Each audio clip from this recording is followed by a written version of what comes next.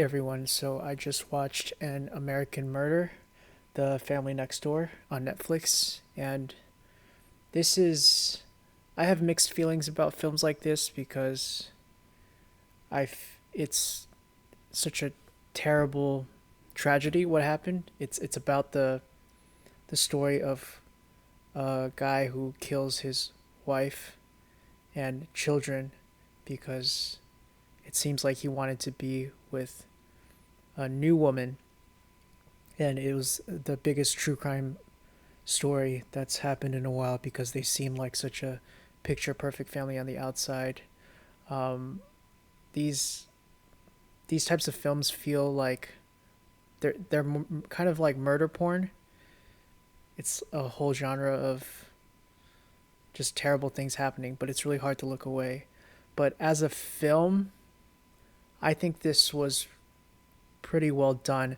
I had already read a lot about this story. I didn't think I would want to finish it the whole thing because I already read articles. I've watched YouTube videos analyzing the guy who did the killing, Chris. But this film shows us a lot of new things and a lot of behind the scenes. I think it's put together really well. One of the main parts that's really compelling is seeing the actual text between Chris and Shannon, which is his wife that he murdered. Um, those give a really interesting insight into a deteriorating relationship and also a tremendous amount of gaslighting. It was just so sad to read, but also fascinating to watch. She was texting a friend about how her husband seems distant, and us as the viewer, all this time we know that he's cheating on her, that he's not right in the head. And she keeps trying to ask him what's wrong, but he keeps saying everything is fine. And she pushes and she pushes, and he never gives in. He always says, "I love you, everything's fine." And now that we know what happened, so everything he seems off. But I'm sure in the moment to her, it's hard for her to understand what's going on, and he feels so bad for her. What this documentary also does well, which might be a little controversial to say, but it humanizes both of them. And I mean, it doesn't just paint her out to be a complete victim. We see that she's a real person, and some people might think she's actually annoying,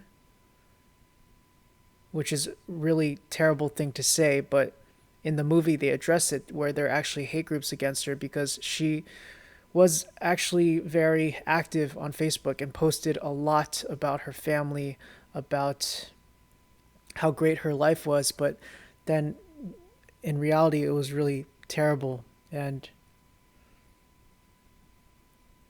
it's really, I don't know, this film just gave a much deeper perspective and view, not on the murder but on the whole family and the whole relationship. And you also see a lot of footage of the kids, and it's super haunting, it's super heartbreaking. Chris behind the scenes really did look like a good father. The kids really loved him. He seemed to enjoy his time with them too.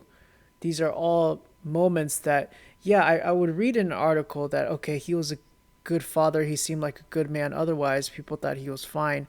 But then when you see the footage of him playing with them, of them being together as a family, of her bossing him around, of him just basically listening to her, and seemingly everything was fine. That was their relationship. He was quiet. She was the one more dominant in control. She even admits it.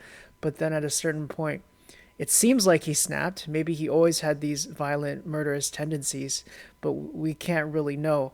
Um, yeah, really looking at all of this family footage, you really get a feel for this family, everybody in it, and that changes how you experience what happens, ultimately happens, which is the murder of everybody.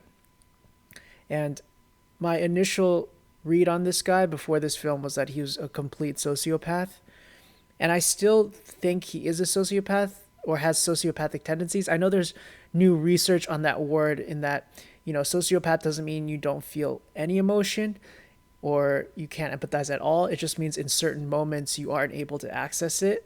I feel like that could be more closer to the truth because I do think he enjoyed his time with his family. He did love his wife at some point. And this is just my opinion. But at the same time, after he meets this woman that he seems really, really into, it changes things for him. Something in his head, the calculations just go off, and he wasn't happy in the marriage for a long time. So I don't know what's scarier. Is it scary to think that a normal person could react this way when they're pushed into a corner, or when they feel like they're pushed into a corner? Or is it more scary to think that some people just don't have the same wiring as the rest of us? My guess is that the truth is somewhere in the middle, that he does feel like us most days, but his wiring is also a little bit crossed, that he's capable of something this terrible. And yeah, I thought this was a really well put together film. It's only 80 some minutes long, but I didn't intend, again, I didn't intend on watching the whole thing, but once we saw the home videos and the text, it was really hard for me to look away. I think if you enjoy films like this, you'll enjoy this film. It's really sad, and especially towards the end when you see Shanann's parents and family and how they're reacting and taking everything with such grace given the circumstances.